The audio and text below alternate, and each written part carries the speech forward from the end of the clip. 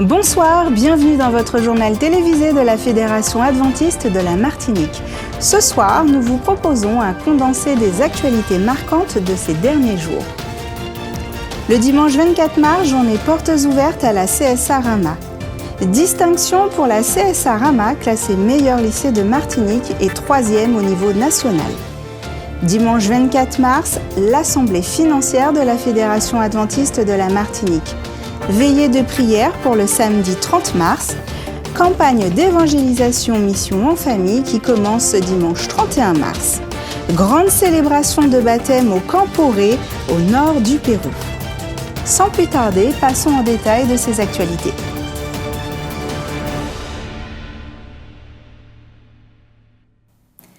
Journée portes ouvertes à la CSA Rama.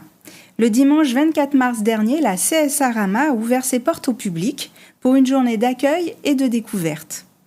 Des familles, des étudiants et des enseignants ont convergé vers l'établissement.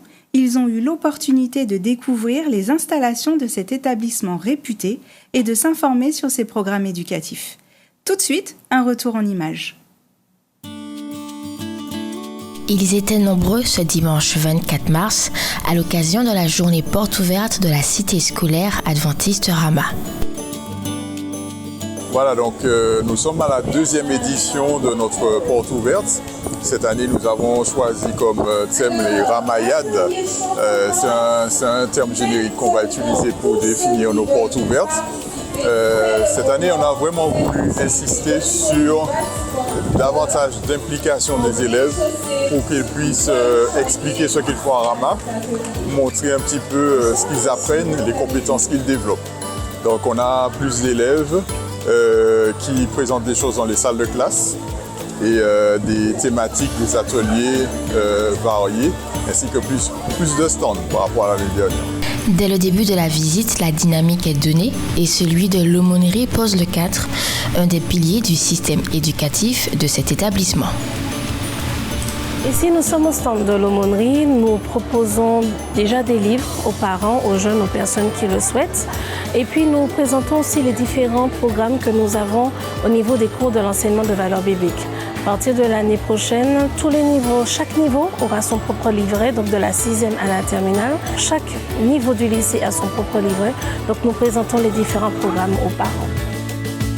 Pendant que certains profitent des jeux mis à disposition, d'autres peuvent de salle en salle découvrir les ateliers, les réalisations des élèves et rencontrer du personnel par la même occasion. Il était également possible lors de cette journée porte ouverte de faire un peu de shopping, place à des artisans mettant en avant des productions locales. Bonjour, moi je m'appelle Coralie, donc je suis la co-créatrice de l'entreprise Caribbean Elixir. Nous sommes une entreprise de fabrication artisanale de cosmétiques pays, donc c'est-à-dire que toutes nos produits sont réalisés à partir de plantes locales. Donc la base principale de nos produits c'est de l'huile de coco vierge, donc mon collaborateur s'occupe de tout transformer, donc il va chercher les noix de coco sur les plages et ensuite il les transforme à froid.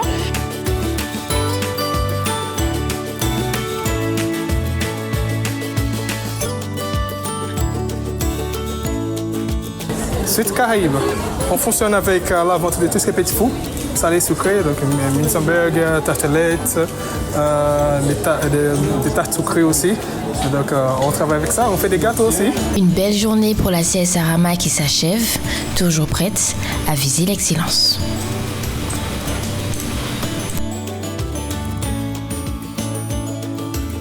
Aujourd'hui, il était question que le grand public puisse rencontrer Rama, la famille de Rama, les élèves, les professeurs. Donc il y avait des ateliers, différents ateliers, différents stands, des ateliers où les personnes ont pu voir tout ce qui se fait à Rama, les voyages, les cours, les restitutions, beaucoup d'ateliers. Devenir meilleur. Si tu es à mes côtés, je sais que je peux devenir meilleur.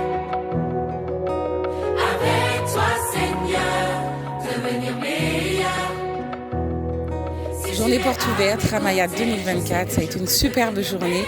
C'est vraiment, c'est beaucoup de travail, mais j'ai plaisir à partager ce moment-là avec toute la communauté, que ce soit les collègues, que ce soit les parents, les élèves, et puis également retrouver des anciens élèves et voilà, le public qui est venu nombreux pour soutenir, et puis aussi faire la visite de Rama, comprendre un peu comment cela se passe pour nous, en tout cas, et nous avons passé une belle journée avec beaucoup d'activités. Et pour le chœur CSA Rama, ça a été pour nous l'occasion de nous faire connaître un peu plus, de vendre des t-shirts que nous avons confectionnés hier soir très tard, qui justement mettent en avant des pensées des paroles de nos chants, donc devenir meilleur. Et puis j'avance par la foi et voilà, le public a apprécié. En tout cas, nous sommes contents de pouvoir participer aussi à cette journée porte ouverte pour Rama. Alors c'est d'autant plus appréciable parce que nous sommes 3e en fait au niveau national. Donc c'est vraiment pour nous une joie, une fête de pouvoir se dire voilà, lorsque nous faisons confiance à Dieu et lorsque nous nous laissons guider par lui, nous pouvons avoir de bons résultats et faire partie des meilleurs, comme le dit la chanson. La distinction pour la CSA Rama. Dans le domaine de l'éducation, une fois de plus, la CSA Rama brille de mille feux. Elle a été classée meilleur établissement scolaire de la Martinique et s'est hissée à la 3e place du niveau national. Une reconnaissance bien méritée pour cet établissement qui se distingue par son excellence académique et son éducation holistique. Monsieur Fourlin, directeur de la cité scolaire de Rama, a été reçu dans nos locaux pour répondre à nos questions. Réponse en images. Les très bons résultats de Rama qui ont été rendus publics cette semaine sont une bonne nouvelle, mais surtout je pense que cela devrait nous permettre de comprendre qu'une éducation ne s'arrête pas uniquement qu'à l'aspect académique.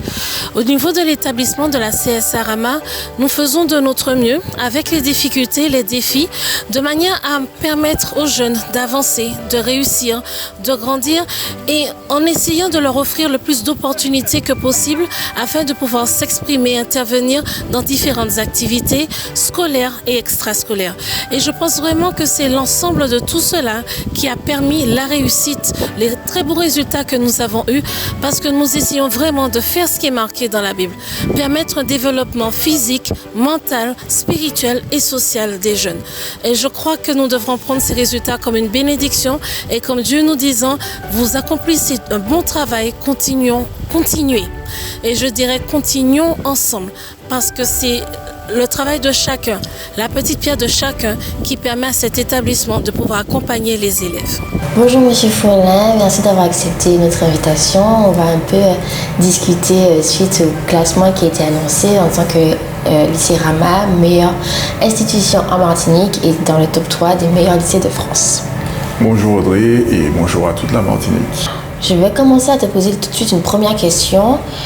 Peux-tu nous parler des défis que tu as rencontrés en tant que proviseur de la cité scolaire Rama? Oui, effectivement, il y a eu des défis au départ, puisque j'étais adjoint, donc je sortais ensuite de temps de formation. Donc il a fallu relever plusieurs défis. Donc premièrement au niveau pédagogique, donc voilà, remettre en place un projet d'établissement. Il a fallu aussi travailler sur un plan stratégique et de 5 ans. Travailler sur les ressources humaines également, travailler sur l'aspect communication et réseau et mettre en place, en gros prendre mes marques au sein de l'établissement pour pouvoir gérer les finances pour se développer et aussi amener les élèves à la réussite tout en mettant en place le projet spirituel pour répondre aux critères d'un établissement adventiste. Tu parlais de pédagogie au début. Comment décrirais-tu l'approche éducative aujourd'hui à la cité scolaire Rama et surtout en quoi consiste le système éducatif holistique que vous avez mis en place? Voilà, donc Rama, en tant qu'établissement adventiste d'éducation, prône un système d'éducation holistique, c'est-à-dire qui met en valeur, qui équilibre les 3 composantes de la personne. Il faut travailler sur la partie physique, puisque les élèves doivent avoir des infrastructures pour pouvoir se dépenser, pour être en pleine santé, travailler aussi sur l'alimentation, les principes de santé, les principes du New Start, pour permettre aux élèves d'être en pleine forme. Travailler aussi sur la composante mentale, travailler sur l'estime de soi, donc auprès de l'aumônerie, je peux réussir avec l'aide de Dieu parce que je suis une créature merveilleuse. Donner aux élèves des défis, des challenges à relever. Voilà, donc tout l'aspect éducatif, tout l'aspect mental. Et le dernier point, et pas le moindre, la partie spirituelle. C'est-à-dire que je fais tout ça pour un but, pour une mission, c'est-à-dire une mission sur terre, mais aussi une mission au ciel. Donc la formation de la personne et la restauration de la relation qui a été brisée avec Dieu par le péché. Donc en mettant en place ces trois composantes, on peut répondre aux standards de l'éducation adventiste. Selon toi, quels sont les facteurs clés qui ont contribué à ce qu'aujourd'hui l'établissement obtienne l'un des meilleurs taux de réussite aux examens en France?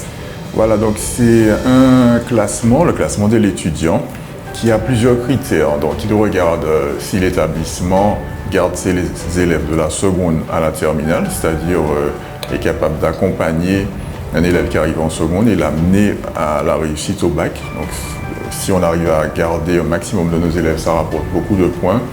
Ensuite, on regarde également la réussite aux examens, le taux de réussite au bac. Donc, en 2023, on a eu un taux de réussite de 100% pour le bac.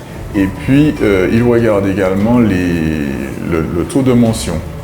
Donc, et le dernier critère qui est examiné, c'est le taux d'insertion de ces jeunes dans le supérieur et dans la vie active. Donc, comment est-ce qu'on fait pour avoir tout ça? Il faut avoir des équipes pédagogiques qui soient motivées, qui soient déterminées à accompagner les élèves, quel que soit leur niveau. Il a fallu aussi venir pendant les vacances, mettre en place des stages de réussite avec les élèves. Il est important d'inclure les parents, parce que les parents connaissent mieux les élèves, les enfants, et sont capables de nous donner des clés, des leviers afin de pouvoir les stimuler, les booster. Et la composante spirituelle est très importante. À l'approche des examens, les élèves sont stressés. Il faut leur apporter cette paix, cette confiance, cette sérénité que Dieu nous donne. Et il y a des versets bibliques, il y a des messages d'encouragement que nous leur transmettons. Nous prions avec eux aussi pour leur permettre d'être sereins, d'être calmes face aux épreuves des examens. Quelles ont été les principales activités qui ont été mises en place pour pouvoir promouvoir l'excellence éducative au sein de l'établissement?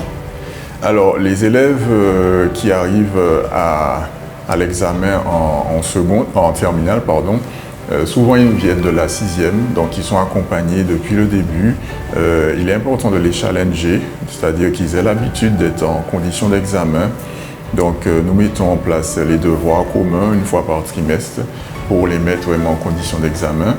Nous les invitons également à s'inscrire au concours de physique-chimie, différents concours de sciences, etc., à la dictée francophone, au Big Challenge en anglais, etc., etc. Donc toujours les mettre en condition de relever des défis.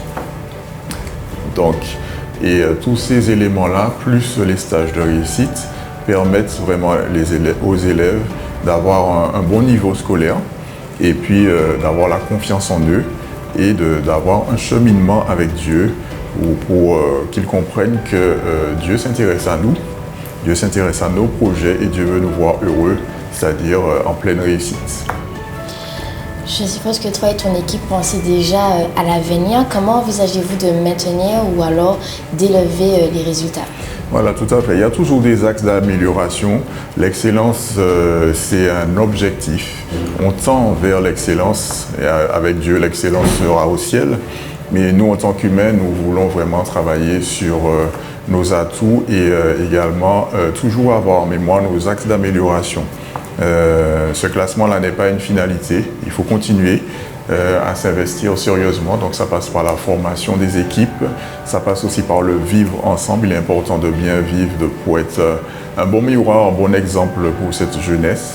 Et puis il faut aller chercher les labels de l'éducation nationale. Il y a plusieurs labels dans plusieurs disciplines, dans plusieurs voies qui nous permettent de progresser. Et nous n'oublions pas non plus l'accréditation qui nous donne des objectifs, qui nous fixe un cadre. Et ce sont des défis à relever au quotidien pour nos équipes. Merci, M. Froment, d'avoir répondu à nos questions. Nous souhaitons encore de belles années de réussite à la Cité scolaire Rama et également à ses étudiants et au corps éducatif. Avec plaisir, Audrey. Et puis n'oublions pas qu'avec Dieu, si on travaille tous ensemble, si nous sommes unis avec Dieu, eh bien, nous pouvons tendre vers l'excellence. L'Assemblée financière de la Fédération adventiste de la Martinique. Le 24 mars a également été marqué par l'Assemblée financière de la Fédération adventiste de la Martinique qui s'est tenue à l'église de Maranatha. En effet, les membres se sont réunis pour discuter des finances et des affaires de notre église. Une étape cruciale dans la gestion transparente des ressources. Quels sont les points abordés lors de la rencontre? Quel est le bilan? Réponse en images.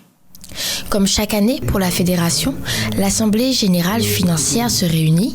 À l'ordre du jour, l'examen et la présentation des comptes à l'ensemble des membres du Conseil. Les documents qui nous ont été remis nous interpellent sur un certain nombre d'éléments, de choses qui doivent être faire l'objet de notre attention pour pouvoir faire en sorte que nous ne plongeons pas systématiquement dans des pertes qui amenuisent les fonds propres de la Fédération, puisque nous sommes déjà pour cette année un fonds de roulement négatif, mais qui est contrebalancé par une trésorerie positive.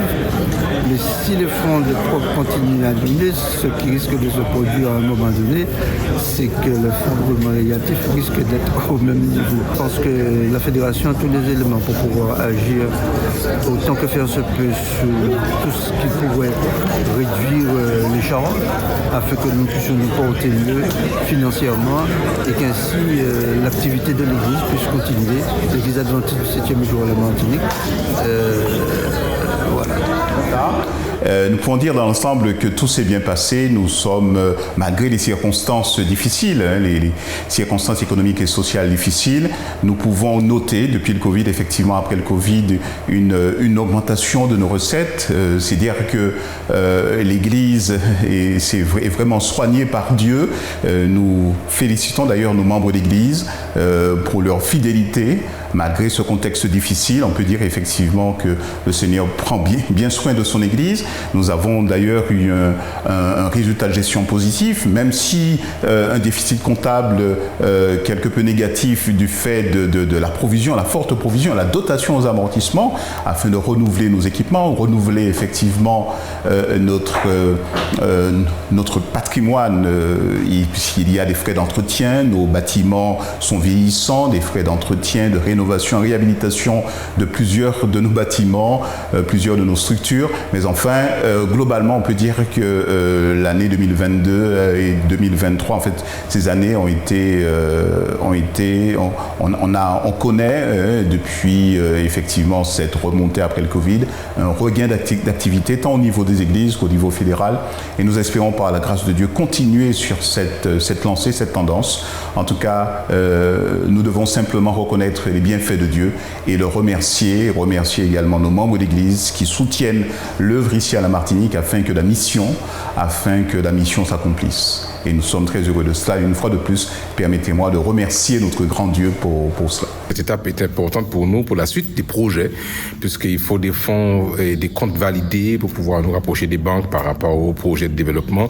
Donc, c'est vraiment un moment important de la vie de l'Église qui devrait nous permettre d'avancer dans la planification des projets à réaliser pour l'Église, travaux sur la fédération, travaux de développement dans les différentes institutions, évolution de la boutique Vie Santé et d'autres projets que nous avons. Donc, je pense que c'est un moment très, très important de la vie de l'Église et nous sommes très heureux que ce soit bien passé et nous croyons que nous allons continuer à avancer pour que ça se passe au mieux. Nous espérons que la prochaine assemblée financière aura lieu cette année même, mais en fin d'année, puisque nous sommes en fin de mandature. 2025, nous aurons l'assemblée générale. Donc, nous espérons faire une assemblée générale financière d'ici la fin de l'année pour pouvoir continuer à avancer par rapport à la gestion des fonds qui nous sont mis en dépôt par les membres d'Église. Veillée de prière. On vous rappelle qu'une veillée de prière fédérale autour du thème « Mon foyer, mon église et moi-même, une maison de prière » aura lieu ce samedi 30 mars de 19h à 22h dans les églises de Smyrne, Verpré, Basse-Pointe, Mont-Sinaï, Rivière-Pilote, Saint-Pierre, Saint-Joseph et Saint-Marie.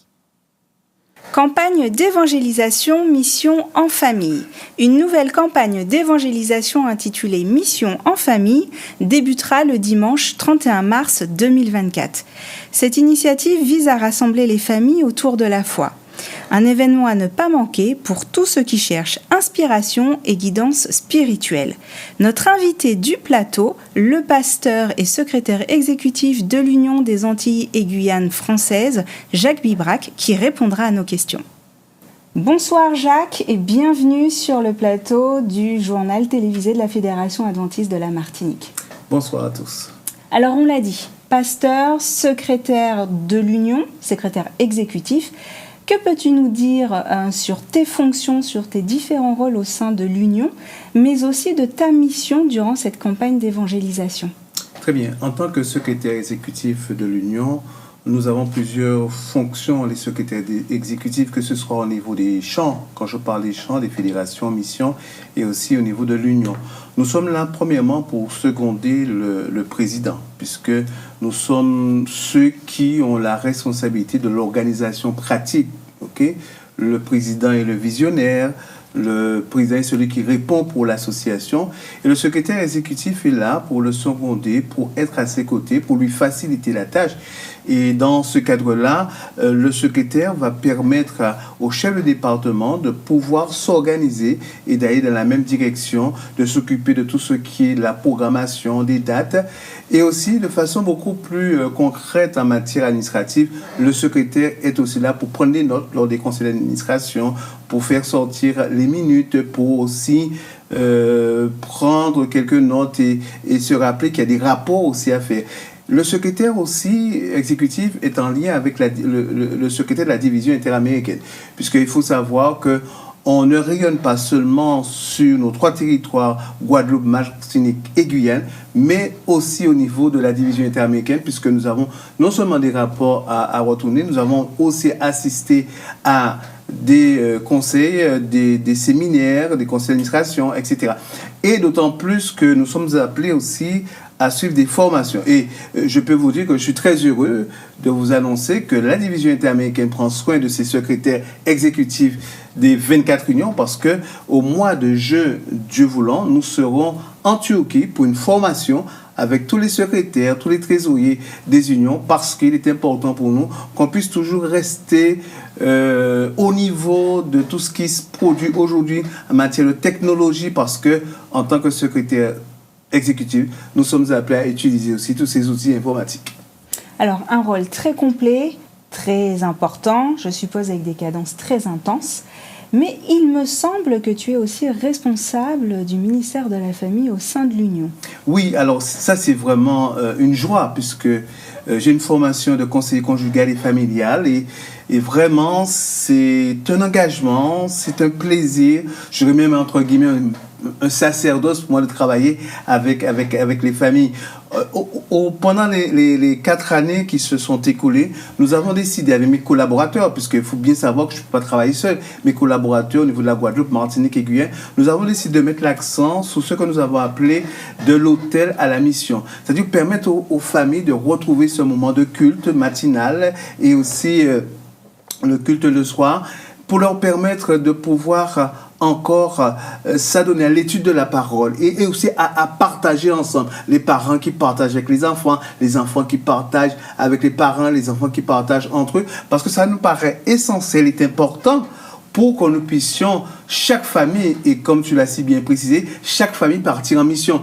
Parce que nous avons un évangile à porter. Parce que cette parole fait du bien, non seulement à nos familles, mais aussi aux familles non adventistes. Alors, responsable du ministère de la Famille, tu vas partir en mission durant cette campagne d'évangélisation. Est-ce que tu peux nous en dire un peu plus? Le thème abordé, est-ce qu'il y aura des témoignages? Comment tu vas évangéliser durant cette campagne? Alors, déjà, le thème que nous avons retenu ensemble avec l'équipe est le suivant: Jésus, l'hospitalité radicale. Nous chercherons à montrer à chaque membre de la famille, à tous ceux qui viendront, que le salut, que Dieu nous permet d'avoir aujourd'hui, entre dans le cadre de l'hospitalité radicale. Et cela va nous faciliter la tâche pour pouvoir conduire les uns et les autres au pied de Jésus-Christ. Parce que c'est Jésus qui change, parce que c'est Jésus qui transforme et parce que Jésus nous aime d'un amour incommensurable. Maintenant, nous serons là à partir du 31 mars, effectivement, tous les jours, excepté le jeudi, jusqu'au 20 avril. Donc, nous attendons les membres d'église, nous attendons nos amis pour que nous puissions vivre un moment mémorable ensemble. Je veux croire qu'aujourd'hui, la parole de Dieu va permettre à ceux qui l'entendent, ceux qui l'écoutent, non seulement de faire naître la foi, mais aussi apporter un baume dans le cœur, apporter du courage, revigorer nos forces, nous permettre de réaliser que nous ne sommes pas seuls. Certaines fois, vous entendez certaines personnes vous dire que je me sens seul. C'est juste un sentiment. En réalité, le Seigneur est à côté de ses enfants. Du 31 mars au 20 avril, et où est-ce qu'on peut te retrouver? Dans quelle église? Nous serons à l'église du François, l'église du François. À Mont-Sinaï. Mont-Sinaï. Et là, avec mes collègues pasteurs qui sont dans la région, il semblerait qu'il y aura à peu près 7 à 8 églises qui seront rassemblées au François pour que nous puissions vivre ce moment. Nous voulons inviter nos membres, nous voulons dire aux membres de venir avec leurs amis, leurs invités, parce que le message que nous souhaitons présenter est un message, je ne vais pas dire révolutionnaire pour ne pas entrer en révolution, non, mais c'est un message de réconfort, d'encouragement, mais un message aussi qui va nous permettre aussi de pouvoir relever certains défis, non pas seuls, mais par la grâce de notre Seigneur Jésus. Tous les jours, du 31 mars au 20 avril, tous les jours, à partir de quelle heure? À partir de 18h45. Alors, tous les jours, sauf le jeudi soir, sauf le jeudi soir et le samedi soir. Le samedi, nous serons là le matin, le samedi matin, lors du culte. Et nous commencerons à partir de 18h45 avec un moment fort de chant pour pouvoir préparer, bien entendu, les esprits, mais surtout nous permet d'être connectés déjà avec l'Esprit Saint. Le pasteur Jacques Bibrac vous l'a dit, du 31 mars au 20 avril, vous pouvez le retrouver à l'église du François au Mont-Sinaï parce qu'il y a un baume juste pour vous. On parlait de mission, eh bien nous allons continuer notre mission à l'international et cette fois-ci au nord du Pérou avec le 4e Camporé où nous allons célébrer des baptêmes.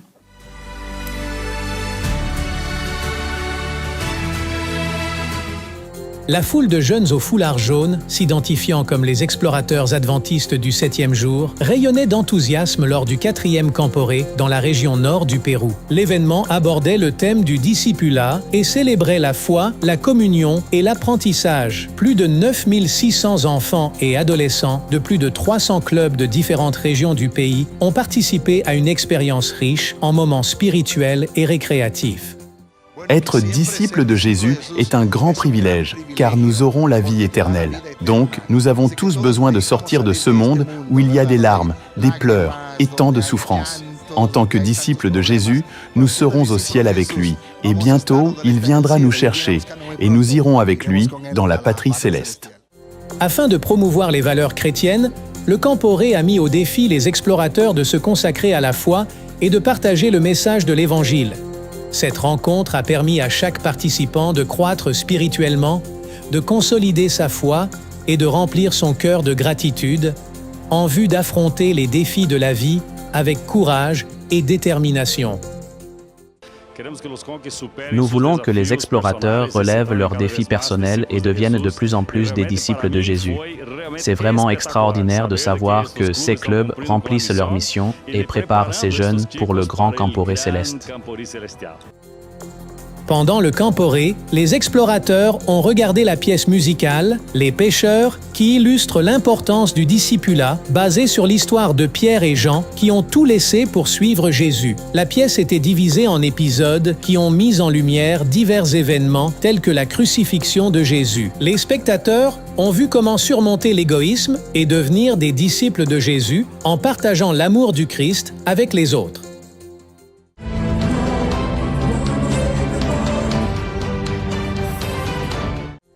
Pendant les 4 jours du Camporé organisé à Ancón, dans la province de Lima, la capitale du Pérou, les explorateurs ont participé à diverses activités récréatives qui ont mis à l'épreuve le corps et l'esprit. Depuis les jeux d'adresse et les marches, en passant par des compétitions extrêmes palpitantes, ils se sont unis pour répandre l'amour et la bonté alors qu'ils contribuaient à des projets de services communautaires en livrant des denrées non périssables aux cuisines collectives autour du campement et en soutenant les personnes dans le besoin. Soutenir les personnes dans le besoin, c'est comme ouvrir ton cœur et donner plus que ce que tu attends. Je suis vraiment surprise et je remercie Dieu d'avoir permis aux jeunes d'être impliqués dans cette œuvre sociale aujourd'hui. De nouveaux dirigeants ont été investis lors de ce Camporé. Et le baptême de plus de 260 explorateurs a été un moment émotionnel de célébration à la piscine du camp. Le Camporé n'était pas seulement un rassemblement de jeunes, mais une expérience qui marquera leur vie pour toujours, les préparant à servir en tant que disciples de Jésus.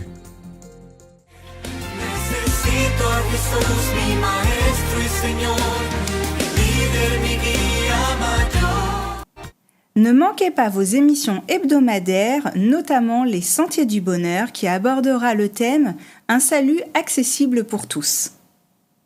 Eric, ce week-end, c'est la fête de Pâques, date incontournable dans le calendrier des chrétiens. Mais aujourd'hui, dans nos sociétés où le christianisme n'est plus la référence absolue, la tradition semble avoir pris le pas sur le sens spirituel de la fête. Ici, on mange le matoutou, ailleurs, ce sont les œufs de Pâques qu'il faut trouver dans le jardin avant de les dévorer. Même si la Pâque s'est largement sécularisée, rien n'empêche maintenant de prendre le temps pour revenir aux fondamentaux et aux origines de cette fête. Alors pourquoi existe-t-elle et d'où vient-elle ? Cette fête trouve ses racines dans le judaïsme antique aux alentours de 1500 avant Jésus-Christ. Dans l'Ancien Testament, c'est le livre de l'Exode qui rapporte la première Pâque qui a eu lieu à l'occasion de la sortie d'Égypte des Hébreux suite à plusieurs centaines d'années d'esclavage. Sortie miraculeuse d'ailleurs, est possible grâce à la foi en Dieu et en sa capacité à intervenir pour sauver.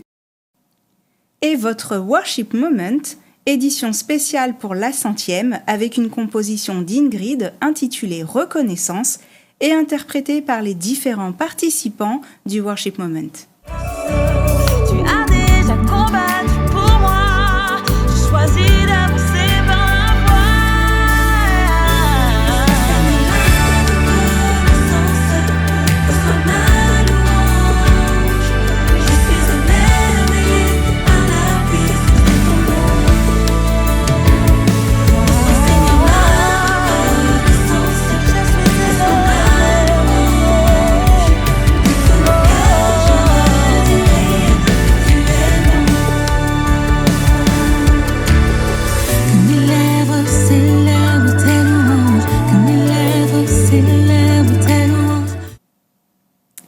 Pour terminer, Audrey nous donnera un aperçu météorologique de ce samedi.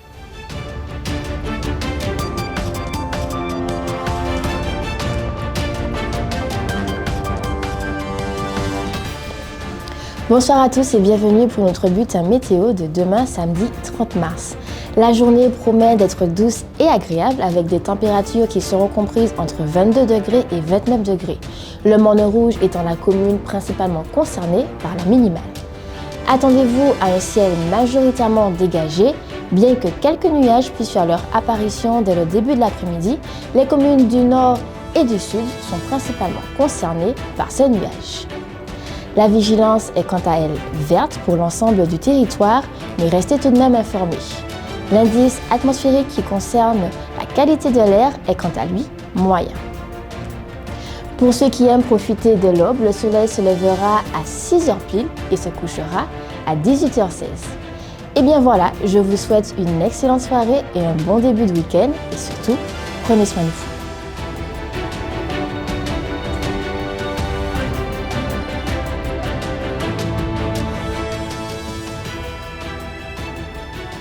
C'est tout pour ce soir. Merci de nous avoir rejoints. Merci de votre fidélité.